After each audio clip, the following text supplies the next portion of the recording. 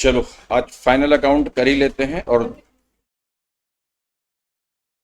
Final account कितना marks? सबसे पहले लिखो हेडिंग दो फाइनल अकाउंट। फाउंडेशन का सबसे सीएमए फाउंडेशन का सबसे इंपॉर्टेंट चैप्टर है इस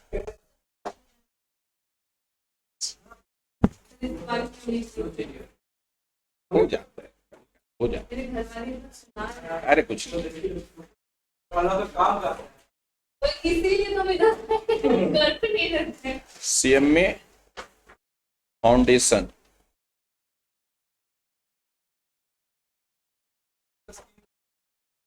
कर रहे। सीएमए फाउंडेशन पास करना बहुत आसान है अगर थोड़ा सा प्लानिंग से पढ़ोगे तो। बिना पढ़े भी पास हो सकता है कोई चाहे तो, ठीक है। तो उस दिन टॉपिक बताए थे और थोड़ा सा घबराना नहीं, अब पढ़ना स्टार्ट कर देना। घर में थोड़ा सा 1-1.5 घंटा 2 घंटा पढ़ना स्टार्ट करो। टेस्ट लेंगे, मई में टेस्ट वेस्ट लेंगे, पहले रिवीजन पूरा करा दे और रेगुलर आने का कोशिश करो। जो जिसको धूप ज्यादा लगता है वो नहीं पास होगा, ठीक है। हाँ, ऑनलाइन ऑनलाइन का ऑप्शन तो है, तो ऑनलाइन तो दुनिया भर का अवेलेबल है। क्यों यहाँ नहीं पढ़ना? आगे पढ़ना अलग चीज होता है, समझ में ज्यादा आता है, ठीक है। जो जो इंटर में हम लोग आगे पढ़ता था सब पास हुआ, ऐसा नहीं है। एक बार में नहीं हुआ, दूसरा बार में आराम से हो जाता। कभी कभी एक बार हो जाता था। चलो तो फाइनल अकाउंट आज कराएंगे। फाइनल अकाउंट इससे 7 क्वेश्चन मतलब 7 into 2 14 मार्क्स का क्वेश्चन आएगा। और आज पूरा 14 मार्क्स लेके तुम लोग जाओगे एकदम संग संग 45 मिनट्स में, ठीक है। तो अच्छे से सीखना है। तो फाइनल अकाउंट में ट्रेडिंग पीएल बैलेंस शीट तो बनाते थे, तो वो तो एग्जाम में आएगा नहीं, वो लास्ट क्लास में बता चुके। तो आज जो काम का बात है वही पढ़ाएंगे। तो सबसे पहले इंपॉर्टेंट पॉइंट्स लिख लो, यही सुबह देख के चले जाना अगर कुछ नहीं समझ में आया तो लिखो।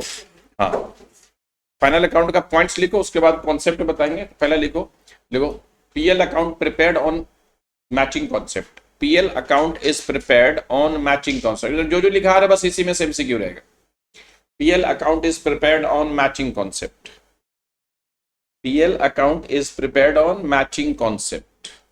कौन सा कॉन्सेप्ट बनता है? मैचिंग कॉन्सेप्ट, ठीक है। पीएल बेसिकली आता है, ट्रेडिंग एंड पीएल दोनों ही मैचिंग कॉन्सेप्ट, लेकिन पीएल पे ही आता है, ठीक है। नेक्स्ट लिखो in balance sheet real and personal account are taken. In balance sheet real and personal account are taken. Balance sheet में कौन सा अकाउंट जाता है? सिर्फ रियल एंड पर्सनल अकाउंट, इसलिए नाम है बैलेंस शीट, क्योंकि जो बैलेंस होता है उसी को लेके जाते हैं बैलेंस शीट, ठीक है। जनरली फाइनल अकाउंट जब बनाते थे तो क्या बनाते थे? ट्रेडिंग बनाते थे पहले, याद है? ट्रेडिंग, उसके नीचे पीएल और उसके नीचे बैलेंस शीट, ये याद है ना?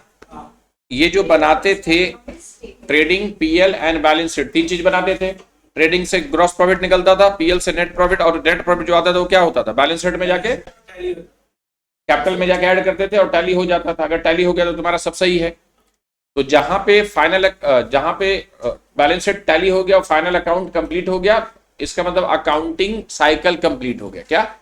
अकाउंटिंग साइकिल कंप्लीट हुआ। तो ट्रेडिंग में सारा डायरेक्ट नेचर का खर्चा आता था और इनकम आता था। पीएल में इनडायरेक्ट नेचर का ऑफिस का खर्चा ये आता था, और बैलेंस शीट में रियल एंड पर्सनल अकाउंट आता था और बैलेंस हो जाता था, ठीक है। तो जब ये बनाते थे तो पीएल और बैलेंस शीट ये दोनों क्या? ये फाइनेंशियल स्टेटमेंट है। क्या है? Financial.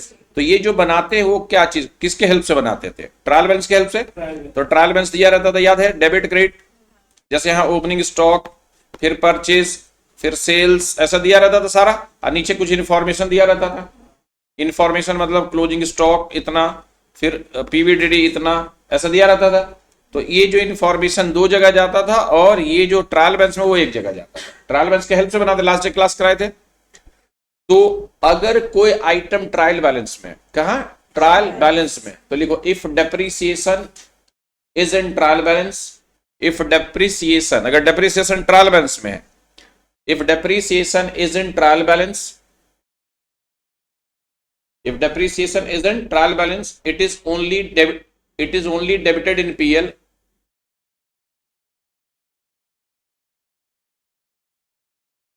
It is only debited in PL. PL में डेबिटेड होगा, ठीक है। बैलेंस शीट में नहीं जाएगा। It is only debited in PL, सिर्फ PL में जाएगा। जनरली डेप्रिसिएशन दोनों जगह जाता था, PL में डेबिट होता था और बैलेंस शीट में लेस होता था। दूसरा लिखो if outstanding or prepaid is in trial balance. If outstanding or prepaid is in trial balance, if outstanding and prepaid is in trial balance,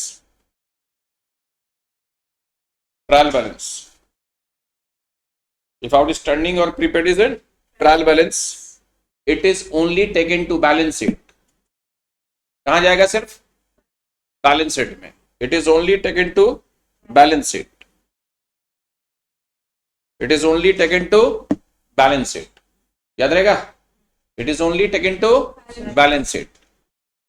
दूसरा लिखो, if closing stock is in trial balance, if closing stock is in trial balance, अगर closing stock trial balance में रहा, if closing stock is in trial balance, कहां रहेगा? trial balance में रहेगा। if closing stock is in trial balance, it is only taken to balance sheet, not in trading account। it is only taken to कहां? Balance sheet, not in trading account में नहीं जाएगा। ठीक है, closing stock अगर नीचे में दिया रहता तब दो जगह जाता। It is only balance sheet. पक्का सुन में? It is only balance sheet, not in trial balance. भाई अरे वो उसका सुनो ना, वो तो आया नहीं उस दिन, हम भूल भी गए वो पार्टी लेने। हाँ, घर गया हुआ। अच्छा, इसीलिए नहीं आया। अच्छा, तो हम सोचे कि फोन करेंगे, तो एक दिन फोन ही नहीं उठाया। फोन किया, अच्छा, हम सोचे कि तुमको फिर बोलेंगे, हम तो रोज सोच रहे भूल जाते हैं। हाँ हाँ, ठीक है, ठीक, सब ठीक है। क्या लिखे? ओनली कहाँ जाएगा? अच्छा देखो, क्लोजिंग स्टॉक जब दो वैल्यू रहता है, एक 20,000 रहता है और एक 50,000 रहता है, तो कौन वाला लेते हैं? जो कम वाला रहता है। तो लिखो, closing stock is taken lower amount, closing stock is taken lower amount. कौन सा लिया जाता है? Lower amount, as per conservatism concept. As per conservatism concept, closing stock is taken lower amount, closing stock is taken lower amount. Lower amount दोनों में जो कम वाला वो लेते हैं, एज पर कंजर्वेटिज्म कॉन्सेप्ट। कौन सा कॉन्सेप्ट? Conservatism concept. किस कॉन्सेप्ट पे लेते हैं? कंजर्वेटिज्म। कंजर्वेटिज्म कॉन्सेप्ट कहता है कि जो कम है वही लेंगे। लिखो पीबीडीडी, नेक्स्ट पॉइंट लिखो, PBDD provision for bad debt. PBDD provision for bad debt is created as per conservatism concept, is created as per conservatism concept। PBDD is created as per conservatism concept। PBDD होता है ना, क्या होता है PBDD? जैसे PBDD अच्छे समझना, PBDD 10% है, तो 10% किस पे लेते हैं? डेटर पे। किस पे लेते हैं? डेटर पे। याद है? डेटर मान लो 50,000 है, तो 50,000 का 10% ले लिए, तो जो लेते हैं 5,000 उसको बोलते हैं न्यू प्रोविजन। क्या बोलते हैं? रुको, और पहले से कुछ प्रोविजन दिया रहता है कि 2,000 ओल्ड, पहले से ओपनिंग डेट में जो प्रोविजन है उसको बोलते हैं ओल्ड प्रोविजन। ठीक है, तो पीएल में कितना प्रोविजन चार्ज होगा? तो लिखो यहां पे नीचे फॉर्मूला लिखो, new provision, new provision bracket में डेटर इनटू रेट। रेट दिया रहेगा 5%, जो आएगा यहाँ न्यू प्रोविजन। देखो, डेटर इनटू रेट, अच्छे समझना, डेटर इनटू रेट। एकदम शॉर्टकट, जितना जरूरत है उतनी पढ़ा रहे हैं, बस काम का बात पढ़ो और एग्जाम पास करो। New provision, debtor into rate. Debtor जैसे 50,000 इंटू रेट 10%, तो new provision. Add bad debt, add bad debt. अब बैड डेट में दो बैड डेट होता है, एक ऊपर में दिया हुआ, एक नीचे। नीचे वाला को बोलते हैं फर्दर बैड डेट। क्या बोलते हैं? तो टोटल बैड डेट लेंगे। एड बैड डेट ब्रैकेट में टोटल, टोटल मतलब सब मिला के, ऊपर जितना है और नीचे further bad debt. Add bad debt, add bad debt, तो जो दिया रहेगा लेस ओल्ड और opening provision, opening PVDD, old और ओपनिंग, तो जो आएगा उसी को बोलते हैं पीएल में चार्ज होगा। ये फॉर्मूला अच्छे से याद रखना, इसी पे एक क्वेश्चन आता है एग्जाम में। New provision, new provision, debtor into rate, debtor into rate, फिर add bad debt. Bad debt में दोनों बैड डेट, जैसे जैसे ऊपर में बोल दिया ट्रायल बैलेंस में दिया है बैड डेट 2,000 और नीचे इंफॉर्मेशन में दिया है कि फर्दर बैड डेट 1,000। ठीक है, और डेटर दिया 81,000। ध्यान से सुनना, डेटर कितना दिया? 81,000। और पीवीडीडी दिया, पीवीडीडी दिया है 5%, किसा? और प्रोविजन फॉर डिस्काउंट भी दिया, प्रोविजन फॉर डिस्काउंट दिया। अच्छा, ये पीवीडीडी 10%, प्रोविजन फॉर डिस्काउंट 5% दिया। दो प्रोविजन होता है, एक प्रोविजन फॉर बैड डेट होता है, एक प्रोविजन फॉर डिस्काउंट होता है, दो प्रोविजन पढ़े होगे, ठीक है। ट्रीटमेंट क्या होता है? तो यहाँ पे पीवीडीडी कितना परसेंट है? 10%। किसका? डेटर का, डेटर का ना। तो डेटर कितना है? 81, लेकिन 81 का नहीं लेंगे, 80,000 का लेंगे। क्यों? फर्दर बैड डेट 1000, उसको माइनस कर। ऊपर में भी एक बैड डेट है, ये भी बैड डेट है, लेकिन इसको नहीं माइनस करेंगे क्योंकि ये ऑलरेडी बैड डेट हो चुका, तो ये लेस किया हुआ, फर्दर बैड डेट लेस किया हुआ नहीं है। इसलिए जब भी पीवीडीडी निकालेंगे, अगर नीचे कुछ बैड डेट दिया हुआ that is known as further bad debt, तो उसको क्या करेंगे? पहले लेस करेंगे, तो जो बचेगा उसका निकालें, उसी को बोलते हैं न्यू प्रोविजन। क्या बोलते हैं? तो बैलेंस शीट में अगर इसको दिखाएंगे, अच्छे से देखना, समझना, रटने का जरूरत नहीं है। जैसे debtor 81,000 less further bad date 1000 पहले करेंगे, तो कितना हुआ? 80,000। ध्यान से देखना, उसके बाद लेस पीवीडीडी, पीवीडीडी कितना परसेंट? तो 80,000 का 10%, 8,000। दो जो बचेगा, अगर नहीं होता तो यहां चले जाता, लेकिन अभी भी प्रोविजन फॉर डिस्काउंट है। क्या है? तो यहां लिखेंगे 72,000, यहां लिखेंगे 72,000। फिर लेस प्रोविजन फॉर डिस्काउंट कितना परसेंट था? 5%। किस अमाउंट पे देंगे? इस अमाउंट पे देंगे, 3600। किस पे देंगे? ध्यान से, सबसे पहले डेटर से फर्दर डेट्स करेंगे, जो बचेगा उसका पीवीडीडी करेंगे, पीवीडीडी लेस करने के बाद जो बचेगा, ठीक है, तो जो आएगा वही आएगा डेटर। तो एग्जाम में एक क्वेश्चन इसी से आएगा, लेकिन क्या आएगा? कभी पूछेगा कितना डेटर होगा, तो पहले कैलकुलेटर में -1000, -10%, -5%, ऐसे करोगे तो आ जाएगा, ठीक है। 1000 -5%, तो डेटर आ गया। एक ये हो गया। या पूछेगा कि पीवीडीडी डेटर से कितना लेस होगा, तो कितना लेस होगा? 8,000।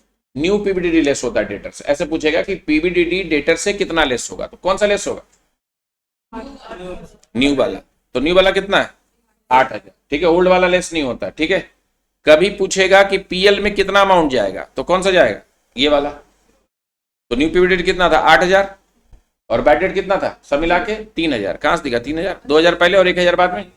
लेस ओपनिंग कुछ दिया रहेगा, मान लो 5,000 या कुछ दिया, तो ये जो आएगा वो दैट इज पीएल में चार्ज। यही 3 क्वेश्चन में से कोई एक पूछता रहता है कि पीएल में कितना चार्ज होगा, डेटर से कितना लेस होगा, और डेटर कितना आएगा बैलेंस। 3 में से कोई एक कंफर्म पूछेगा, यही 3 क्वेश्चन में से एक कंफर्म पूछेगा, ठीक है। क्या क्या? तो अगर पीवीडीडी है तो लेस करके चल जाएगा, लेकिन प्रोविजन फॉर डिस्काउंट है तो फिर से एक बार चार्ज करेंगे। क्लियर है? तो चलो, न्यू पीवीडीडी लेस होगा, तो इससे इक्वेशन, ये फॉर्मूला लिख लिया ना। तो लिखो उसके नीचे, लिखो new PVDD is deducted from debtor, new PVDD is deducted from debtor, new PVDD is deducted from debtor. अच्छा, कभी कभी डेटर का वैल्यू नहीं देता, तो छोटा सा टी फॉर्म में डेटर अकाउंट खोलो।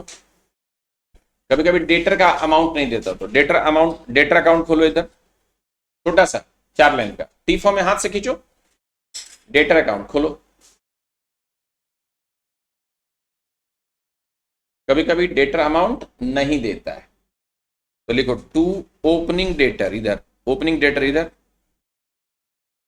To credit sale, credit sale इधर देंगे, क्रेडिट सेल दिया रहेगा सब में सब कुछ, तुमको पुट करना है।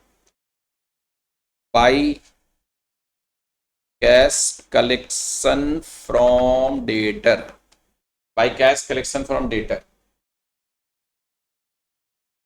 By cash collection from debtor, by cash collection from debtor, by, फिर लिखो बाई डिस्काउंट अलाउड, इधर ही आता। ध्यान से इसे पढ़ना, collection from debtor by discount allowed, by bad debt, bad debt इधर ही आता, by bad debt, by bad debt हुआ। By sales return, sales return, sales return को रिटर्न इनवर्ड बोलते हैं, by sales return, by sales return, by sales return लिखे, by, फिर लिखो बाई बैलेंस सीडी, सीडी का मतलब क्लोजिंग डेटर, ही है जो आएगा वही क्लोजिंग डेटर, तो इधर पे दो आइटम क्या है, टू ओपनिंग डेटर, ओपनिंग दिया रहेगा, क्रेडिट सेल यहां दे देंगे, इस दोनों को ऐड करके जो इधर लेस करके आएगा क्लोजिंग डेटर निकल जाएगा। क्या निकल जाएगा? हाँ, तो याद रखना कभी कभी इस पे एक क्वेश्चन आ जाता है एग्जाम में, क्लोजिंग डेटर निकल जाएगा, यही डेटर को लेके करते हैं। ठीक है, नीचे लिखो, लिखो closing capital, closing capital plus drawing, closing capital plus drawing, closing capital plus drawing,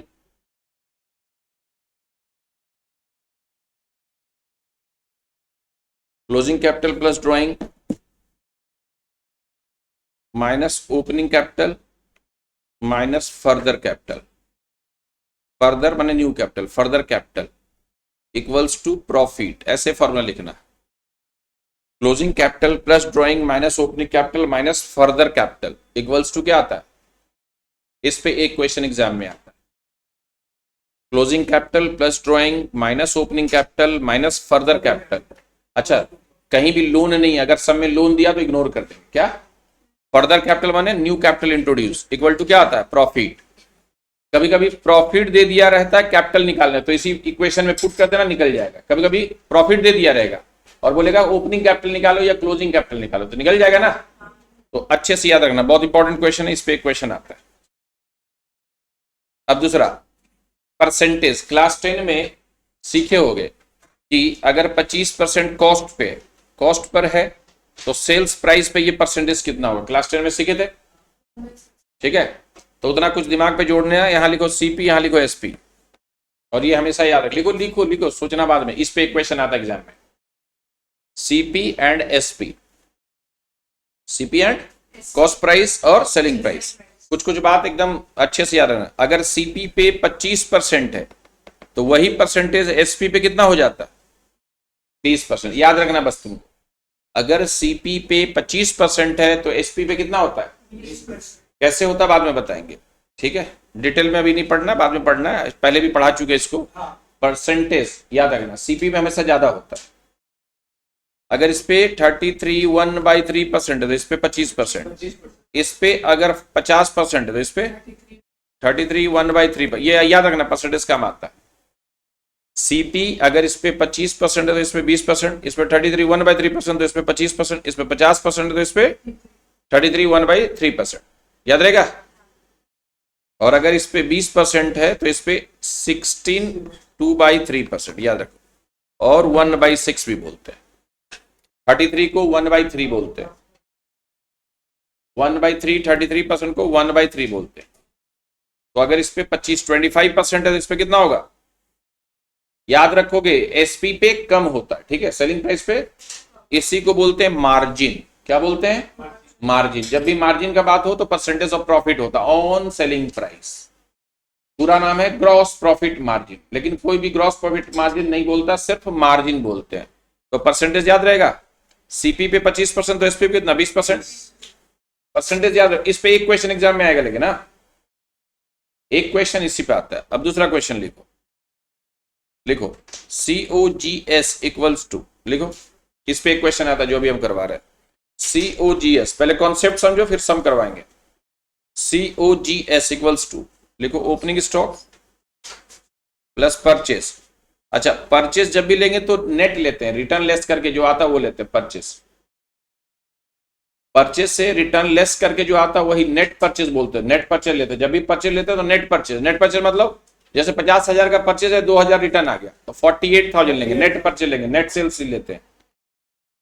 plus direct expenses, direct expenses के अंदर वेजेस और कैरेज एंड वार्ड आता है, प्लस डायरेक्ट एक्सपेंसेस अगर रहेगा तो, जरूरी नहीं रहेगा ही, डायरेक्ट एक्सपेंसेस के अंदर wages and carriage and ward होता है, माइनस क्लोजिंग स्टॉक, माइनस, तो ये क्या आएगा फॉर्मूला में, कॉस्ट ऑफ गुड्स सोल्ड। क्या आएगा, COGS, cost of goods sold.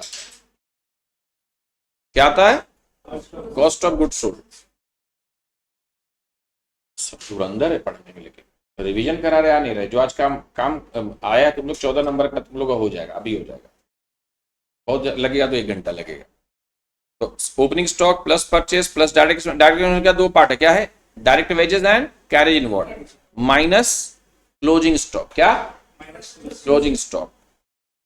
एक और फॉर्मूला है sales minus GP gross profit, ये भी एक फॉर्मूला है, लिखो COGS equal to sales minus GP gross profit, sales minus GP, sale से जीपी ग्रॉस प्रॉफिट को माइनस कर दोगे तो क्या आ जाएगा, कॉस्ट ऑफ गुड सोल्ड, क्या आएगा, कॉस्ट ऑफ गुड सोल्ड। इसी पे एक क्वेश्चन एग्जाम में पक्का आता है, ठीक है। अब दोनों देखो, सेल्स जो है सेल्स प्लस क्या जीपी प्लस सीओजीएस हो सकता है ना, बात तो है कि यार इसी को उल्टा इधर की है, हो सकता है। तो सेल्स का अगर जीपी 25% है तो कॉस्ट ऑफ गुड सोल्ड कितना होगा, अगर ये 20% होगा तो ये कितना होगा, किसका 80%, सेल्स का, किसका। तो इस पे एक फिगर फाइंड आउट करने के लिए देता है कि जीपी अगर इतना है, और मार्जिन जब भी बोलेगा तो हमेशा सेल्स पे होता, कॉस्ट पर कभी नहीं होता, किस पे होता, सेल्स पे होता है। तो ये इस पे एक मार्जिन आता है sales equal to GP plus COGS, अगर ये 70% तो ये 25%, ठीक है।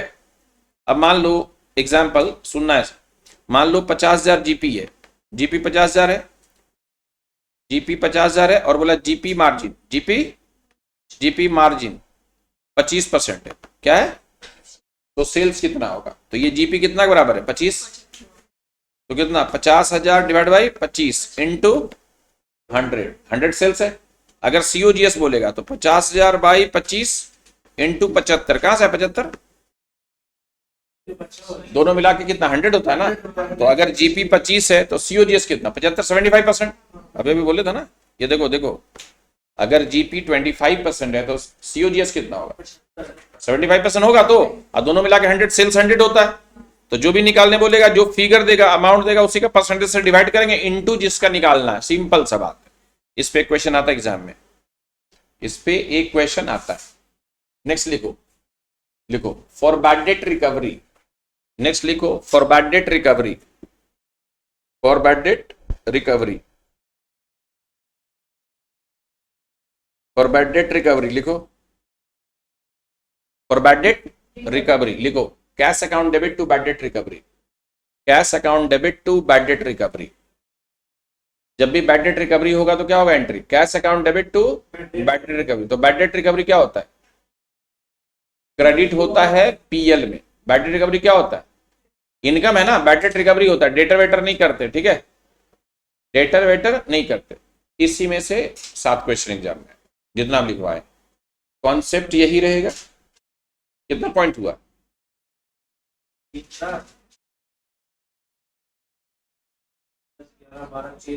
13 टू पॉइंट में 7 क्वेश्चन आएगा, बस आना इसी में से, प्रैक्टिस करना सब। अब इसी में से 1-2 तो गंदा सम आ जाता है, कभी कभी तो नहीं बनता है, लेकिन 5 क्वेश्चन कंफर्म आता रहेगा, चुन चुन के करोगे आता रहेगा। ओएमआर सीट में जब लेंगे, अब अपने बुक में आ जाते हैं, जो भी बोले हैं एकदम ध्यान से। फाइनल अकाउंट निकालो,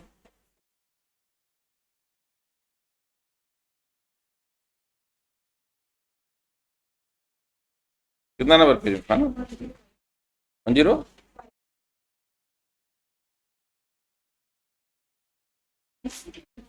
हाँ एमसीक्यू तो आएगा एग्जाम में 109, 109 आ जाओ।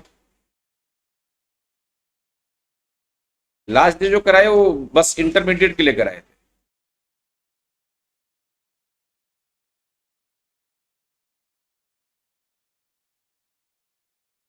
चलिए शुरू का 30-15 क्वेश्चन एकदम चुप से कीजिए।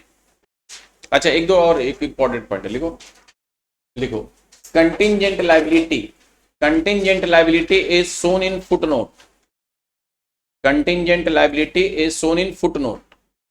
कंटिंजेंट लायबिलिटी क्या होता है, discount of bill contingent liability होता है। Contingent liability is shown in footnote, footnote माने अलग से बैलेंस शीट में नहीं, बैलेंस शीट के अंदर नहीं आता है। Contingent liability is shown in footnote, ठीक है। चलिए एकदम चुप, इसमें 1-2 तो आंसर गलत होगा, बाकी सब सही होगा। तो यहां से स्टार्ट कीजिए धीरे धीरे, 1 से लेके 20 तक तो एकदम कीजिए चुप से। क्या हुआ है 20 तक, एकदम 20 तक चुप से करो। 20 में अगर आधा राइट हो गया तो समझो तुम पास हो गए। चलो 20, क्या हुआ समय,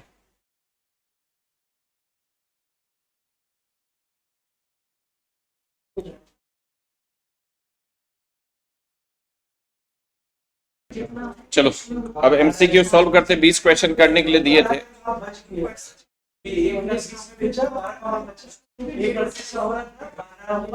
एग्जाम में ऐसे चिल्ला चिल्ली करके मत करना, खुद से करना। देखो ये 20 क्वेश्चन में कितना राइट होता है वो देखना पहले, ठीक है।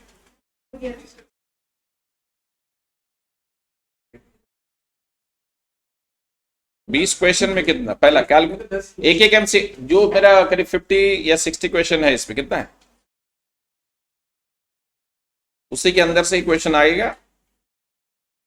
इसके बाद फाइनल अकाउंट का रिवीजन और एक बार कराएंगे 25 क्वेश्चन का। वो 25 क्वेश्चन काम का एकदम, उसमें से ही बस वो जरूर कर। हाँ, तो calculate gross profit if the rate of gross profit 20% on sale, तो कॉस्ट पे कितना, तो 20% ऑन सेल है, कॉस्ट ऑफ गुड सोल्ड दिया। ध्यान से देखो 20% ऑन सेल और कॉस्ट ऑफ गुड सोल्ड कितना दिया, तो ये कितना परसेंट होगा, 80% होगा। तो 20% है जीपी, तो सीओजीएस कितना परसेंट, 80%। तो क्या निकालना, सेल्स निकालना है या ग्रॉस प्रॉफिट निकालना, कैलकुलेट ग्रॉस प्रॉफिट ना। तो 1,20,000 डिवाइडेड बाई 80 इंटू, क्योंकि 20 निकालना था, जीपी 20 है। जीपी क्या है,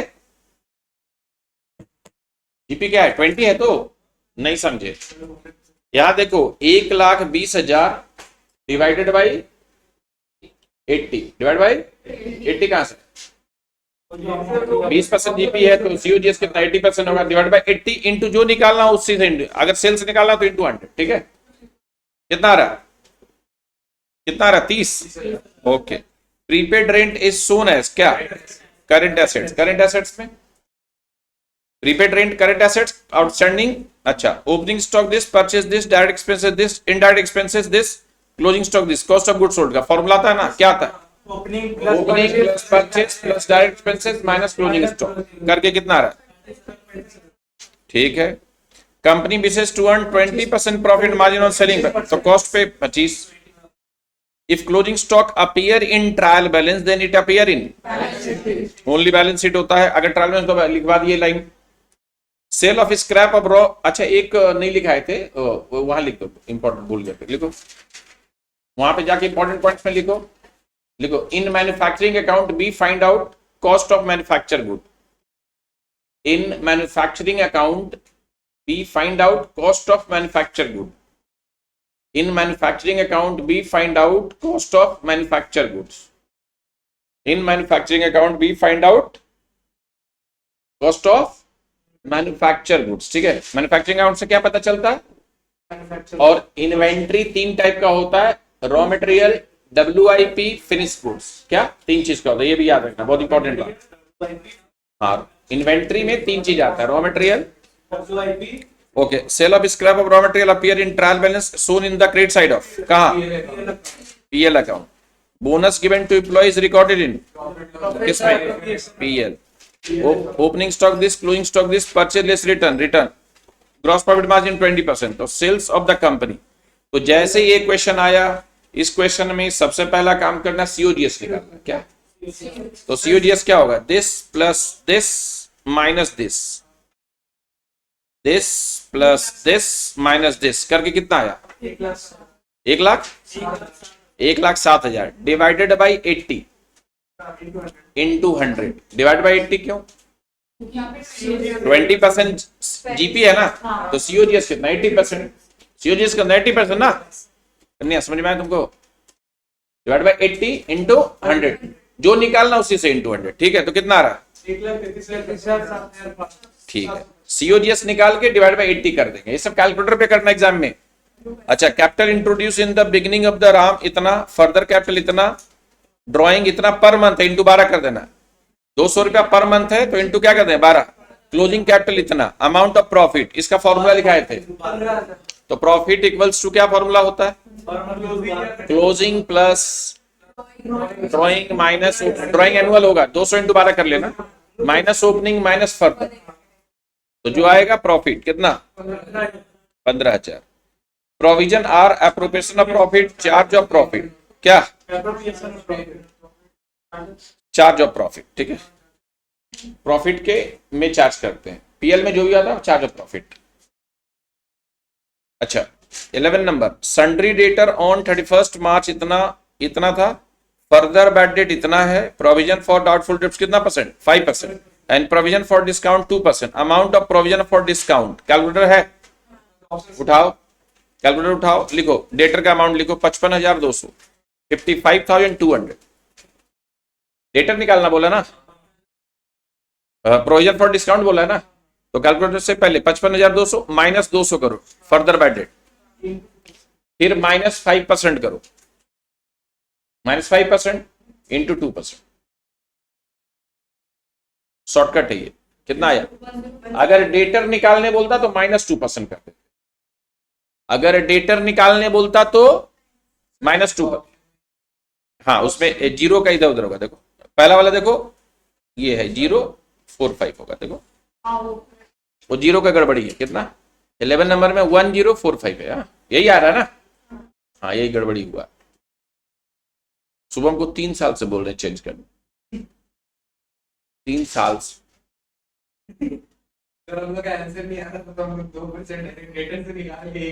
इसीलिए नहीं नहीं समझ में आया ना, आंसर लाना नहीं है, आना है।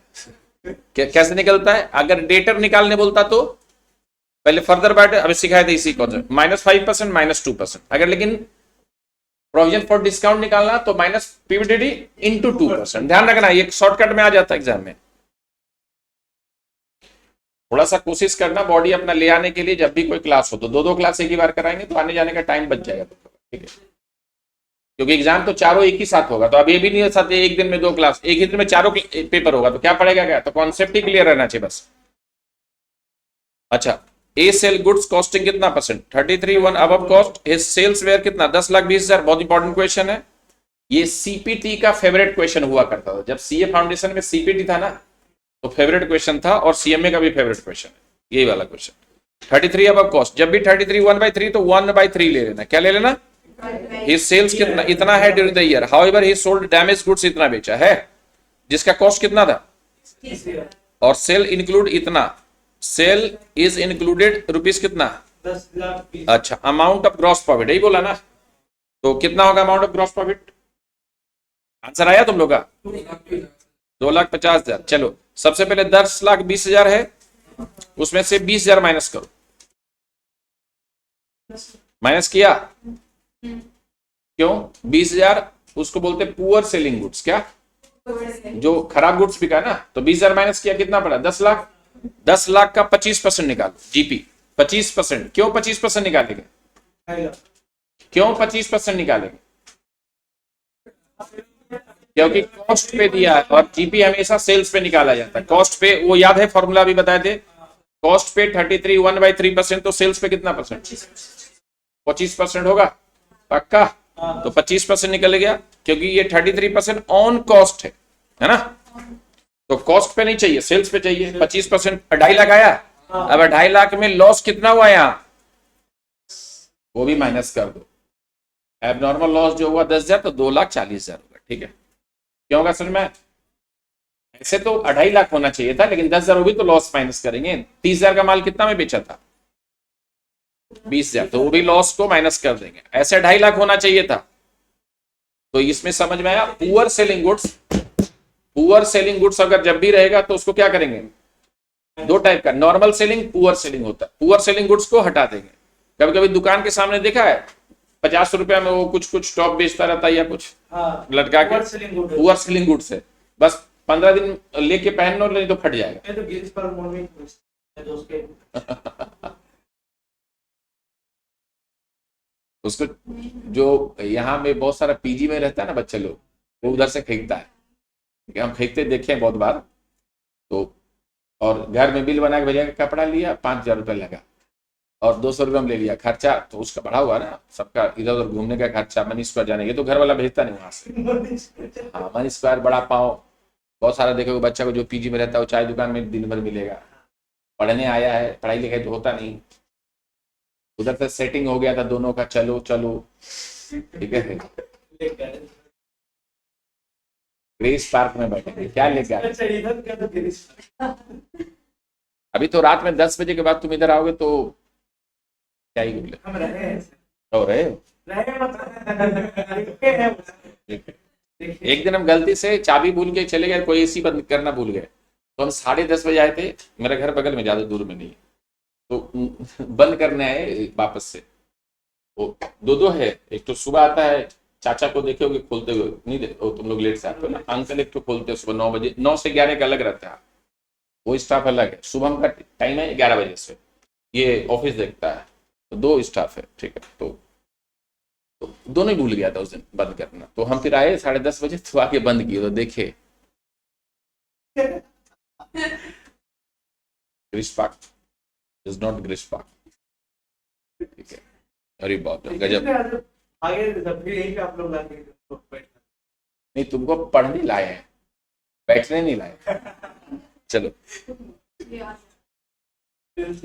चलो, तो जैसे ही है यहाँ पुअर सेलिंग गुड्स हमेशा इग्नोर करते हैं। पुअर सेलिंग पे नॉर्मल जीपी नहीं अप्लाई होता, ध्यान रखो, ये सब छोटा बात नहीं है।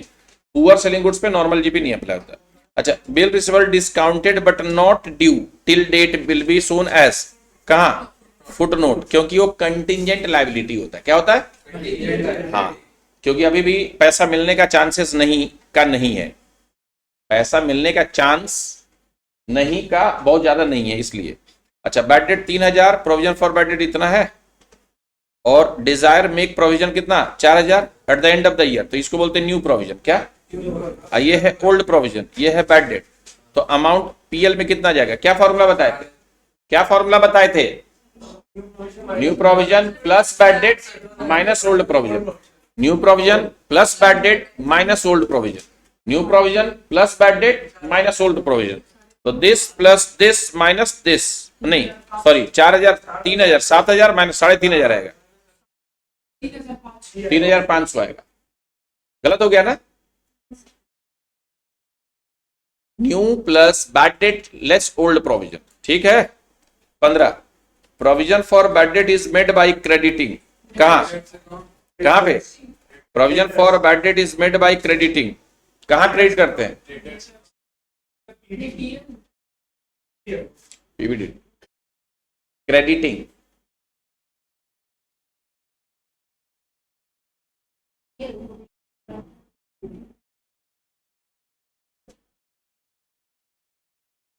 क्रेडिटिंग है ना, तो एंट्री होता है पीएल अकाउंट डेबिट टू पीवीडीडी।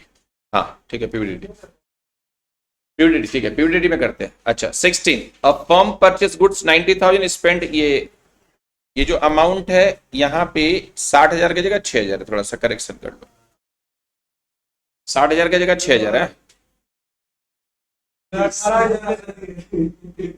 60,000 की जगह 6,000 है, करेक्शन कर लो।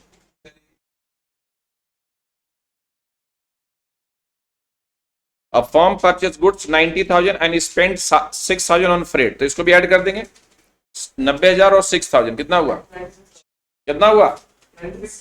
At the end of the year, the cost of goods still unsold, कितना? क्लोजिंग स्टॉक है ना, और सेल कितना हुआ? तो अनसोल्ड है, तो 96,000 में से 12,000 पहले माइनस करेंगे तो आएगा COGS। क्या आएगा? 96,000 में से 12,000 माइनस करो, कितना आएगा? अच्छा, ये कैरेज को ऐड कर देते, 84,000, और सेल कितना हुआ? तो जीपी क्या होता है? फॉर्मूला बताया, sales minus COGS, sales minus COGS. Clear हुआ? तो परचेस से क्लोजिंग स्टॉक को हटा देंगे तो सीओजीएस आ जाता है। हाँ, फिर से बोल रहा है, 90,000 का परचेस किया, 6,000 भाड़ा लग गया, तो दोनों मिला के 96,000 का परचेस हुआ। उसमें कितना का प्रोडक्ट बचा हुआ? 12,000 का। तो कॉस्ट ऑफ गुड सोल्ड कितना? कॉस्ट ऑफ सेल कितना हुआ? 84, और सेल हुआ 1,20,000, तो प्रॉफिट जीपी हो गया, ग्रॉस प्रॉफिट हो गया। देखो क्लियर है? तो अच्छा, 17, in the books of manufacturing concern opening stock is consist of तीनों मैन्युफैक्चरिंग कंसर्न तीनों होता है। अभी अभी बोले थे मैन्युफैक्चरिंग में तीनों होता है, कुछ बचा हुआ, कुछ आधा बना हुआ, कुछ बना हुआ। अरे मैन्युफैक्चरिंग में बना रॉ मटेरियल आधा बना हुआ, WIP भी होता है। तो मैन्युफैक्चरिंग में तीनों, और ट्रेडिंग अकाउंट में ओनली फिनिश गुड्स होता है। क्या? क्योंकि वो तो खरीद के बेच रहा है, तो उसका तो रॉ मटेरियल और WIP का जरूरत नहीं, समझ में आया ना। जो ट्रेडर होता है उसका all goods are finish goods, क्या, लेकिन मैन्युफैक्चरिंग अकाउंट में तीनों फॉर्म में रहता है। क्या क्या, कुछ रॉ मटेरियल है, कुछ WIP माने आधा कच्चा आधा पक्का और आधा, और कुछ बना हुआ रहता है, फिनिश गुड्स रहता है। ठीक है, पक्का समझ में आया? तो ठंडी हिला रहे हो खाली, हमको पता है। अच्छा, सुंदरी डेटर कितना, सुंदरी डेटर कितना है 25,000 एंड बैड डेट कितना है 3,000। They provide for doubtful debt 2% and provision for discount 1%। The amount of net debtor shown in the balance sheet. तो अच्छा, ये फर्दर बैड डेट है, थोड़ा सा करेक्शन करो, ये फर्दर बैड डेट, वो फर्दर बैड डेट है, बैड डेट नहीं है, फर्दर बैड डेट लिख लो, फर्दर बैड डेट लिखो थोड़ा सा।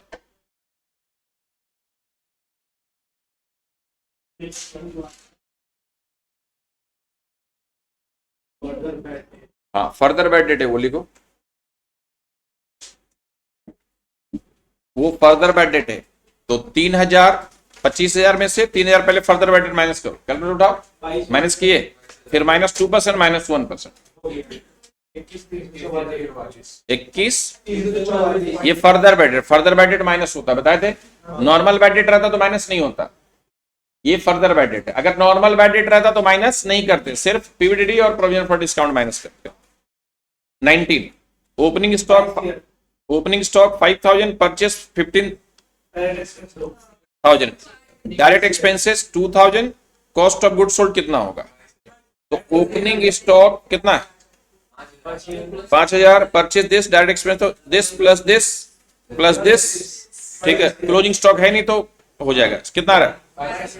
ओके। ट्रेडिंग अकाउंट इज ये नहीं लिखा, trading nominal, PL nominal, balance sheet कौन सा अकाउंट होता है? स्टेटमेंट होता है। बैलेंस शीट क्या होता है? स्टेटमेंट होता है। अरे तो हम बोले कि बैलेंस शीट कौन सा अकाउंट होता है, तो तुम क्या बोला, पर्सनल और रियल बोलने जा रहा था ना? पर्सनल एंड रियल अकाउंट और shown in PL। वो तो बता दिए थे, बैलेंस शीट में 2 ही अकाउंट होता है, लेकिन बैलेंस शीट कौन सा अकाउंट है? Balance sheet is a statement, ठीक है। जैसे एक बार बहुत ज्ञानी आदमी हमसे पूछा कि FUTURE, फटर ना फुटू, तो हम बोले फटर, तुम भी सही हो, फ्यूचर होता है, तो हम भी फटर ही बोले थे, बिहार से हो। ओ अच्छा, तो हम भी बहुत जोश में बोले फटर, तो लेकिन होता क्या फ्यूचर, FUTURE, फटर ना फुटू। तो कोई सोचा नहीं, जब ऑप्शन ही 2 है, ठीक है।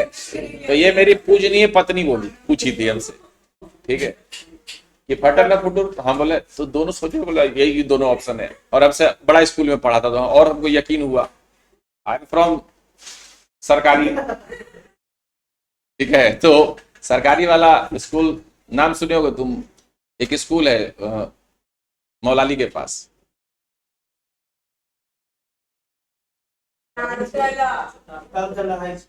नहीं भूलिए अपना स्कूल का, सरस्वती सदन हाई स्कूल, सदन हाई स्कूल तालतला में है, वो स्कूल से ही हम पढ़े हैं, ठीक है। हाँ, 99 का उस स्कूल का टॉपर रहे थे, तो स्कूल में फोटो भी टंगा हुआ है, ठीक है, 99 में। तो हम उस स्कूल से पढ़े, मेरी वाइफ श्री शिक्षाटन से पढ़ी थी। हाँ, अभी खराब है थोड़ा, अभी भी नहीं खराब है, लेकिन उस जमाने में अकेला बिरला का, हाँ स्कूल तो बहुत अच्छा है। तो हमको लगा कि फटर में तो एक तो होगा ही, बाद में बताया फ्यूचर, कहाँ 2 second. Trading account is a, हाँ, ट्रेडिंग अकाउंट इज अ क्या, नॉमिनल, और PL भी नॉमिनल होता है, जिससे भी प्रॉफिट एंड लॉस लगे ये नॉमिनल ही होता है। बैक रुको, only personal account and real account are shown in balance sheet, और ट्रेडिंग और PL में कौन सा अकाउंट जाता है? Nominal account. क्या जाता है ये याद रखना। तो 20 हो गया, तुम लोग इसलिए भागना चाह रहा है, अच्छा बहुत खुशी का बात है, मन नहीं लग रहा होगा। तो बाकी जितना क्वेश्चन है 13 सही हुआ, ये सारा थोड़ा जो मेन लिखवाए उसको अच्छे से करना, और ये सारा कर लेना, तो काम का बात हो जाएगा।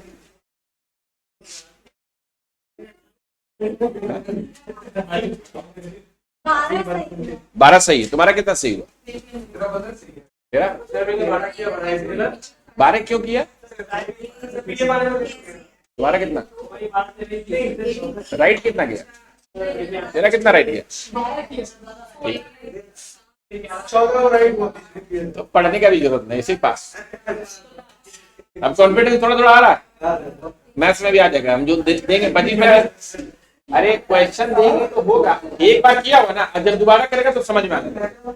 दोबारा जब सर करवाएंगे ना, वही चीज रिपीट करवाएंगे तो तुमको, अरे चलो कोई बात। ठीक है।